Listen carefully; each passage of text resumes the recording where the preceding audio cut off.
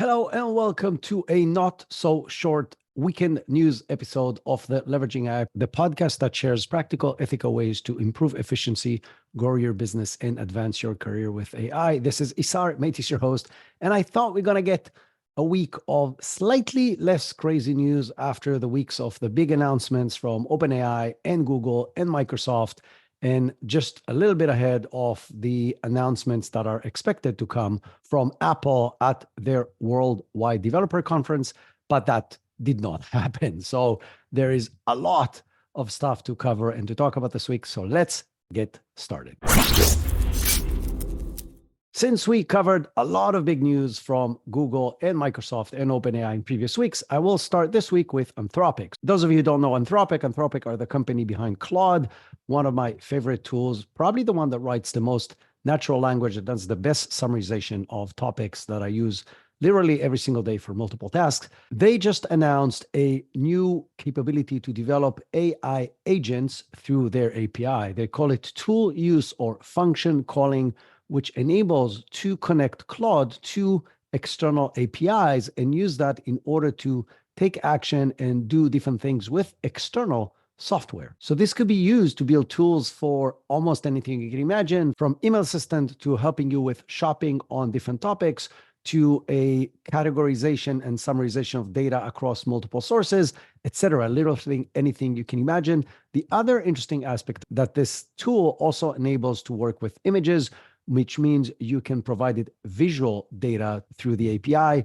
and use that to build your applications and agents. It is currently available through Anthropic's Messages API and on Amazon Bedrock and Google Vertex AI, which is all the platforms that host this tool. This tool has been in beta since April, and now they're opening it to the public. And most people on the beta site was using their smallest, fastest, and most cost-effective model of Claude 3 called Haiku, which costs 25 cents for every million tokens of input and $1.25 for every million tokens of output, which is a very reasonable amount for the capabilities that it provides. Again, that's for 1 million tokens, meaning about 750,000 words. So while this is still not available on the chat platform that would compete with tools like GPTs from ChatGPT and shortly GEMS from Gemini from Google, I assume that's the direction where they're going to go next. And from OpenAI to Apple, as I mentioned, Apple's WWDC Worldwide Developer Conference is coming up fast. It's going to take place on June 10th. And we expect a lot of big news from Apple, a lot of them around AI. Apple has stayed very quiet on their AI research compared to the other big players like to Microsoft and Google and Anthropic and Meta. And we expect that to change dramatically in this coming conference. Apple has been in discussions with both OpenAI and Google to integrate their tools and their AI capabilities into Apple's offering. And as it stands right now, they have a signed agreement that was announced this past week with OpenAI to integrate OpenAI's capabilities into multiple different Apple services. The rumors are saying they're still in discussions with Google to potentially integrate them into some of their tools as well.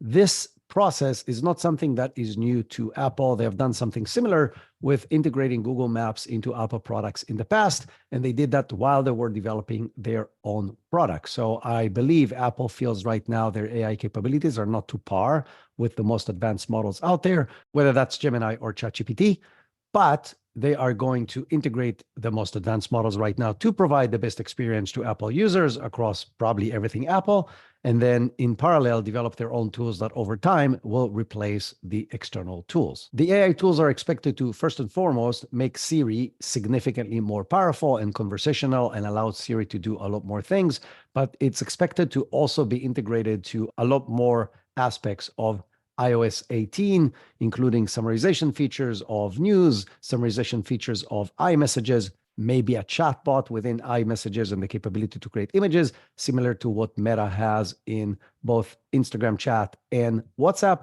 And so the exact list is not known yet, but it's very obvious that is coming, and that might also be integrated into some summarization of news in search in Safari, similar to what Google is doing right now. So lots of opportunities, and we'll know within just over a week. Now, the company that's probably not too happy about this is Microsoft, which was the only large company that had to deal with OpenAI so far to run all of its products in the background. So as Microsoft is fully committed, all in on AI, on everything that it's doing, right now, OpenAI's technology is what's driving Copilot more or less across the board, even though they have been developing their own models and investing more and more in that and hiring people from different companies and bringing them over. But as of right now, they are running OpenAI tech in the background. And obviously, the fact that their biggest competitors on the computer side, Apple, is going to run a similar technology is not great news for Microsoft. But staying on the OpenAI topic, OpenAI signed 2 huge licensing deals with 2 large and distinguished news sources. The biggest one is News Corp, which is the company of Rupert Murdoch, that includes major publications like the Wall Street Journal and the New York Post and the Times of London and many others. This deal is a multi-year agreement between OpenAI and News Corp. It does not include other aspects of News Corp like financial analysis tools and stuff like that, but it does include all their news media outlets in the United States, United Kingdom, and Australia. And the goal is obviously to provide ChatGPT's future models and potentially search models. This is something that has a lot of rumors around it. So it will provide these tools the access to all the historical data from these news outlets, as well as access to real-time data and updates that can be summarized in ChatGPT and other future OpenAI tools. This deal is as important to News Corp as it is to OpenAI. As you probably know, the news world and media world in general is not doing great, and media buying has been shrinking. They face a lot of competition from social media and other platforms. And so a deal like that now providing them a paid way to monetize their news is helpful for both sides. The other big licensing deal of OpenAI this week is with Vox Media and The Atlantic, which gives them access to additional publications such as The Verge, Eater, and The New York Magazine.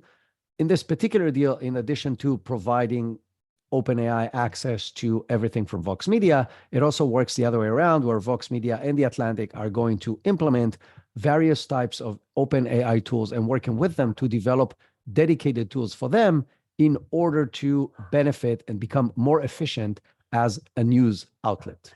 This is not the first time OpenAI signs a licensing deal. They've done similar deals with, as I mentioned, News Corp this week, but also with Dotdash, Meredith, and the Financial Times and Reddit.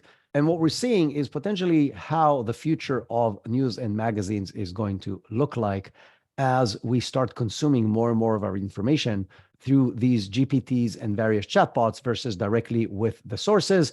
And again, this will allow these organizations the financial lifeline they so desperately need in order to survive in this new future. But not everything is unicorns and butterflies in the OpenAI world. As I mentioned, last week was a really bad week for OpenAI as far as news.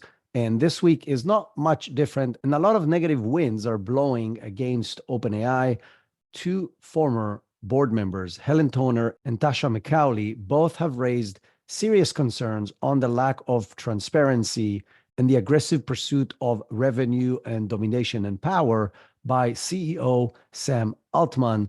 They were part of the board that kicked Sam Altman out. So obviously there's a history there. So I don't know how much of it is accurate, but based on them and an interview they've done in The Economist, they've expressed serious worries about Altman's behavior in the past and in the current present, again, with his relentless drive to get more power and more influence, and with the fact that it's a self-governed organization right now, as he changed the formulation of the board, which allows him a lot more flexibility to do what he wants in the path to AGI. Helen Toner also had an interview this week on the TED AI show. It's a podcast that was aired on this Tuesday, and she accused Altman of being deceptive and withholding information from the board in multiple occasions. She even said that the board heard about the release of the original ChatGPT to the public on Twitter versus hearing it from him first before it was released. In addition to this, and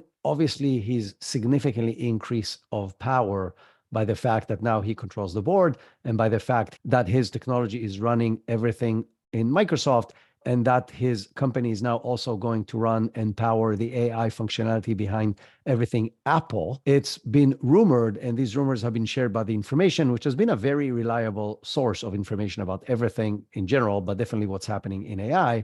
They shared that Sam is potentially looking for ways to transform the capped profit structure of OpenAI to a full for-profit company. So if you don't know the history, OpenAI was created as a non-profit research organization with the goal of creating AI that will benefit humanity.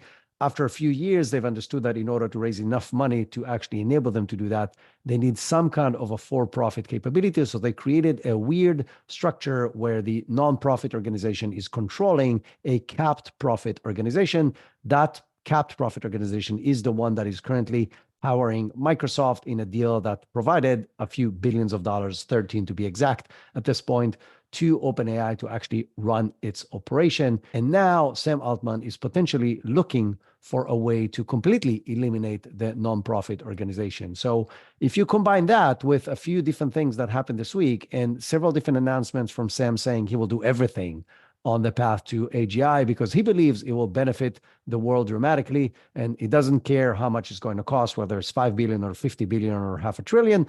When you hear these kind of things, and then you hear those thoughts from people who left OpenAI, you understand that there might be a problem there. The problem that we have is that we have very little impact on that, but I think we at least need to be aware of what's happening or potentially happening. Again, I don't know the personal vendetta that these people have with Sam and the fact that they were trying to kick him out and he came back and they had to leave. So I'm putting all of this with a question mark in the end, but the overall view of what's happening right now doesn't look good. Another small piece of news on the same topic, Jan Leakey, the person that was running the super alignment team in OpenAI, which is the team that was in charge of safety of these models, he resigned and obviously shared serious safety concerns about OpenAI's safety focus or lack of it. He just joined Anthropic, which is not very surprising, as Anthropic has always presented itself with a company that is focusing on the development of safe AI systems. So while these board members, as well as Jan Leakey and other people who left OpenAI, are claiming lack of control and that the fact it's self-governed is a problem, there is maybe hope.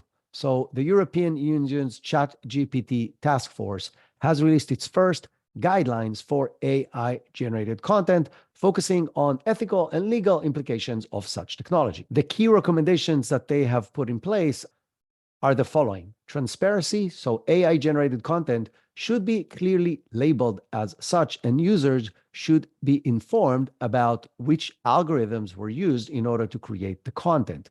Accountability is the second one.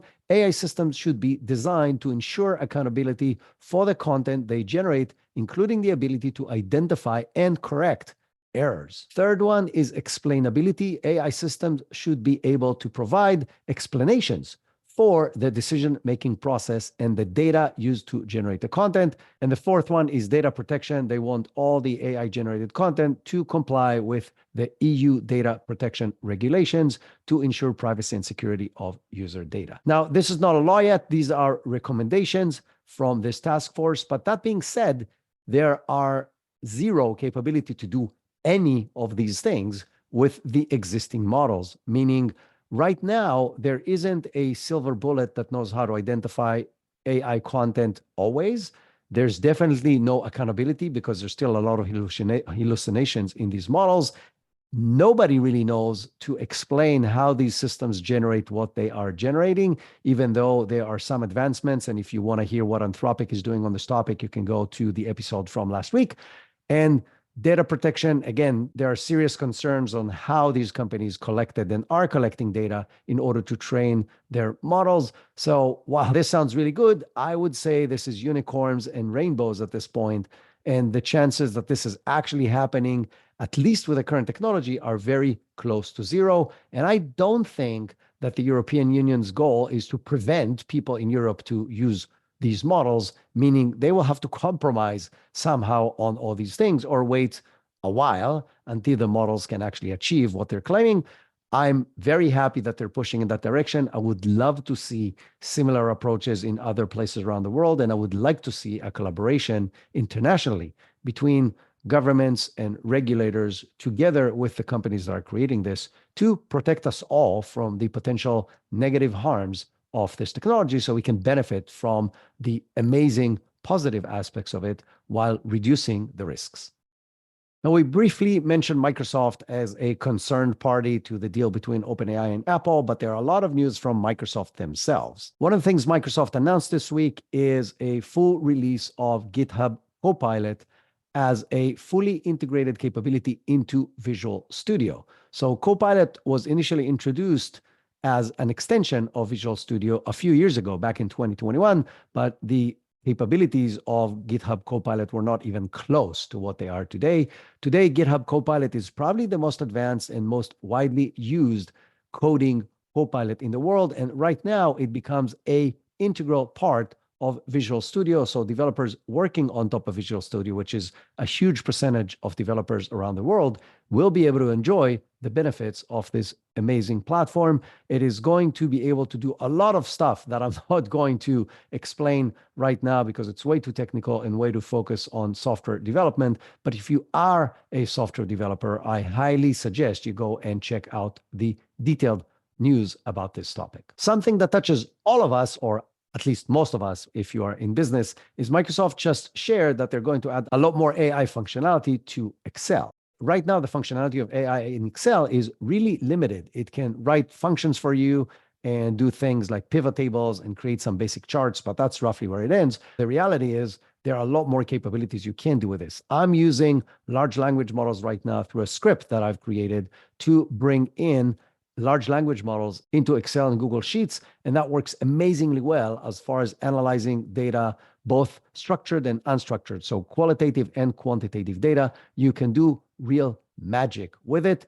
OpenAI has introduced the capability to bring CSV files and Excel files straight into ChatGPT and use it in order to analyze and do really cool stuff with that data. So this kind of functionality is still missing from Excel, and there are rumors that they are bringing these capabilities to Excel. I think that's the promise since day one, that AI will be can help you in everything that you're doing, including and maybe focusing even on data analysis. And right now, Excel is one of our top quantitative data analysis tools, but adding the capability to bring a large language model into it to actually query what's written in the cells can also allow doing qualitative data analysis. As I mentioned, it's something I've been doing for months, and it's extremely powerful, and it will be awesome to have this as a built-in capability, both in Microsoft Excel, which was announced, and also in Google Sheets for Google users, which is something that was not announced yet, but I'll be really surprised if it's not in the pipeline. Sadly, Microsoft has not provided a specific timeline or the specific details of what's going to be included in that release,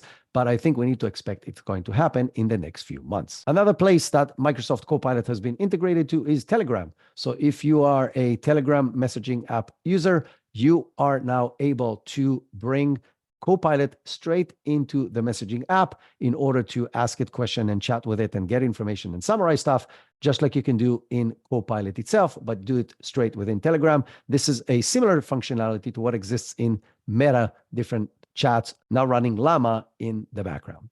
In order to do that, you have to go to the relevant page on the Microsoft platform and agree and accept to the terms and conditions, and then provide Copilot, the phone number you're using for Telegram, and then it will appear on your Telegram messaging platform, and you can start using Copilot straight in there. The other cool thing is that it's completely free right now, so you can benefit from it in an app that you're potentially using every single day while not paying anybody anything and enjoying the benefits of having it. In follow-up to some of the announcements they made last week in a Q&A session, Microsoft also shared that they're starting to deploy what they're calling Copilot Plus. Copilot Plus is a suite of several different next-generation AI features that is going to be available and running locally on new AI-driven PCs that Microsoft announced last week. So this will include AI edits to compatible Adobe programs. It will include real-time live caption and translations on videos that you're watching, suggested visual and contextual edits of different things you're doing on the screen, local image and text generation, and so on. And as I mentioned, this is only going to be available on the Copilot Plus PCs, which are the new line of PCs that Microsoft announced last week. By the way, if you're looking for one, these PCs are supposed to be launched this month in June of 2020. And from Microsoft to Google, in a recent leak, it was revealed that Google is planning to introduce a significant upgrade to Google Photos, which is a very cool video feature. It will allow you to edit videos using AI straight within Google Photos. The feature codename is Piper, and it's supposed to allow you to create professional-looking videos using really advanced video editing capabilities just by using natural language and prompts. These includes finding relevant, interesting segments, automatic editing, audio enhancements, color corrections, and many other professional level capabilities built straight into Google Photos, most likely for free, and using AI to do this without the knowledge on how to actually do professional editing. This is great news for people like me and hundreds of millions of other people who are using Google Photos to manage all the images that they're taking. I'm an Android user for years, so I have a huge database of images and videos, and literally every video I shoot with my phone shows up there. So the ability to edit that straight within the platform quickly and create professional looking videos is a huge benefit. This is supposed to roll out in the next few months. As I shared with you last week, the rollout of Google AI Summarize News has not rolled out very well, and a lot of people over social media has shared multiple really funny and disturbing examples on how the AI summaries get stuff terribly wrong, such as adding glue to a pizza sauce in order to prevent the cheese from sliding off of it when you're baking it. One person that really enjoyed that and enjoyed laughing about it is the CEO and co-founder of Perplexity, Aravind Srinivas, who has obviously a competing platform that allows you to do Google research, but also use large language model capabilities. I have been using Perplexity for a very long time, and I love using it. It's a phenomenal tool. I must say that I think in the long run, Google will win the war, but at least Perplexity can enjoy the fact that they won one of the battles. And the last piece of news from Google, are not really from Google, but they're very interesting because it's the former head of China in Google. He is a scientist called Kai Fu, and he just shared that he believes that AI will replace at least half of human jobs by 2027. That's within the next 3 years. In the interview with him, he shared that he believes that so many jobs are going to be eliminated by AI or replaced by AI because of the repetitive nature of these jobs. But the interesting thing about his prediction, he was not talking just about knowledge, white-collar jobs. He also mentioned stuff like trucking and assembly lines employees, because a lot of these tasks are highly repetitive. Because of that, he's emphasizing the critical aspect of AI in our lives, and he's saying it's going to be more impactful to humanity than electricity and the internet combined. Now, if you think about each and every one of those separately and how much it impacted our lives, that's a very bold statement.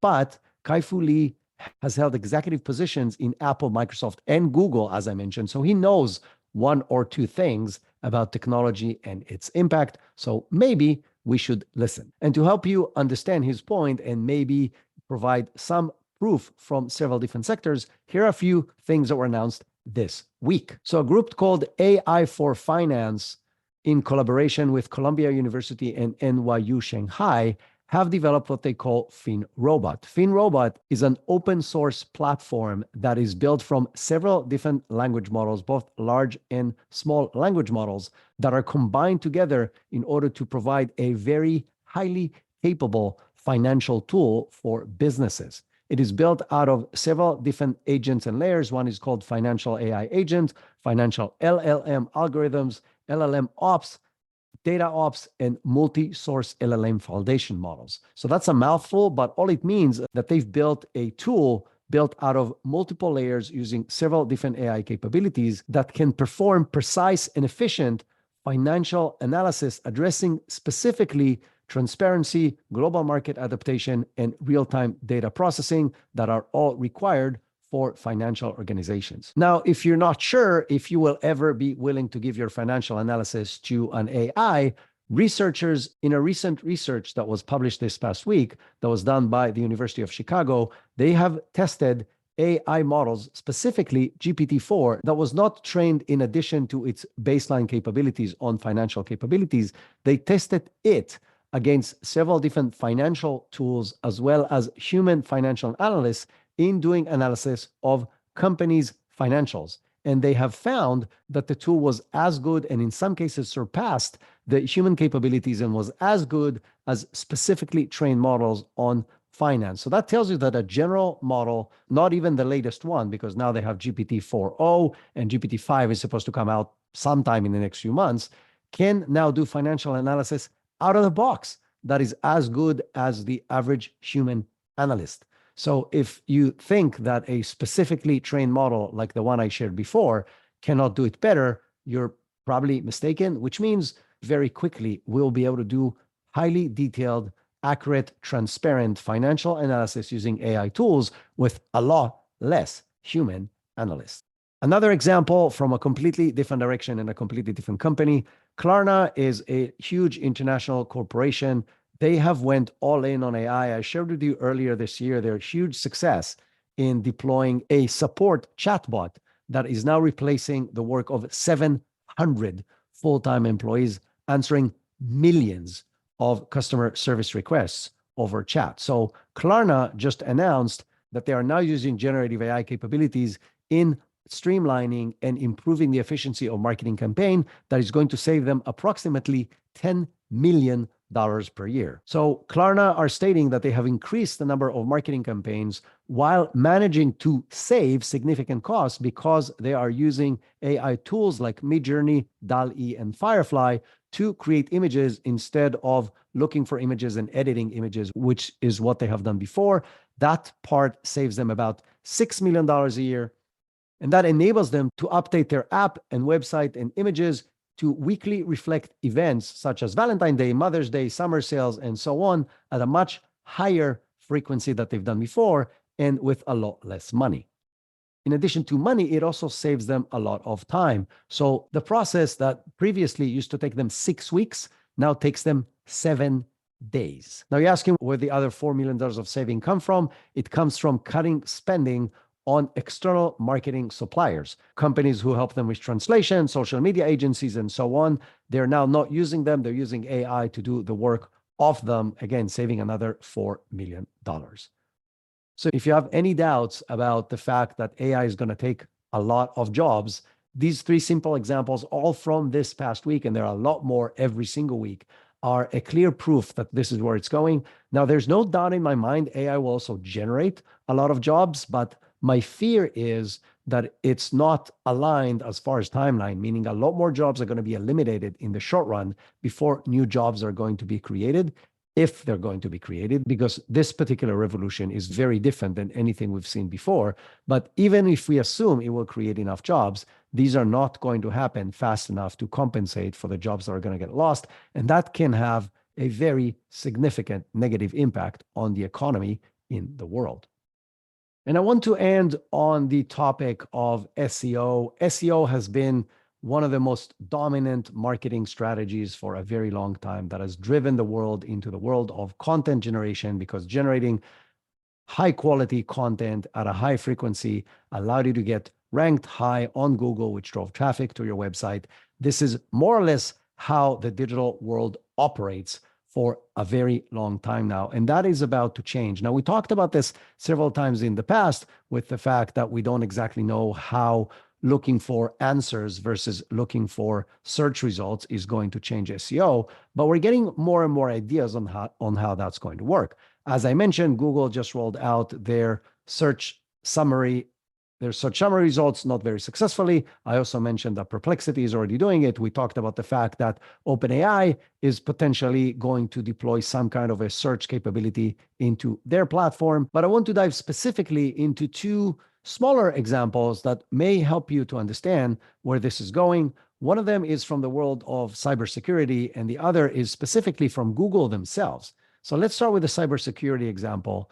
A cybersecurity company called GuidePoint have released a research that they've done that is saying that cyber scammers are now using AI to build websites that are replicas of whatever large brand names. So think about websites that you go to regularly that you will give them your personal information without thinking twice, like PayPal. They can now create a replica of the PayPal website very quickly because they can analyze the content that's in there, create a replica website that looks almost exactly the same very quickly, and then buy ads that they can change very fast. And then even if Google finds that this is a scam and removes those ads, they can replace the ads over every a few minutes because of their capability to generate them with AI, driving people to these replicated websites to now put in their personal/financial information and steal money from them in a fraudulent way, leveraging AI.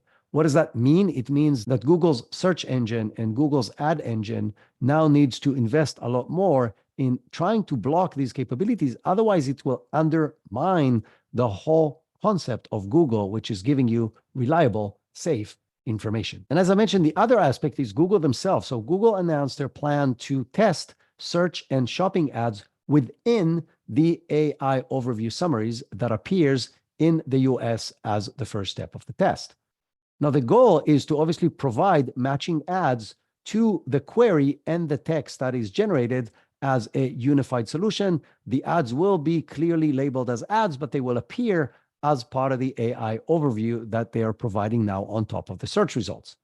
From a publisher perspective, that's actually a good thing. It means that there is a way to put your ads in a prominent, dominant place that is way above the fold, that is the first thing that users are seeing, and that is contextually related to exactly the thing you're asking about. But from a search and SEO perspective, that is a very big problem because that means another thing that appears above the fold that is not organic SEO that's going to drive traffic to paid ads versus just organic search.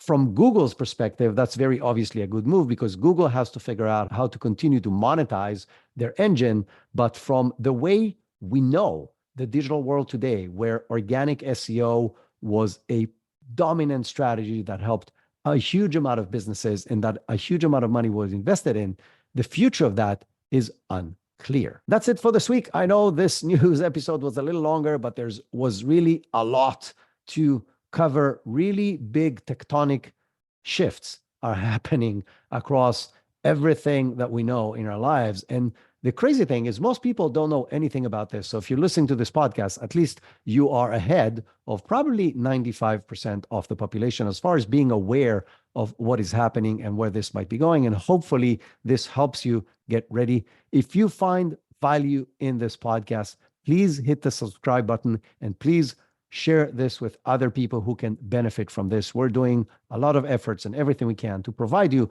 valuable information. And speaking about that, this Tuesday, we're coming back again with a fascinating interview that you do not want to miss. And until then, have an amazing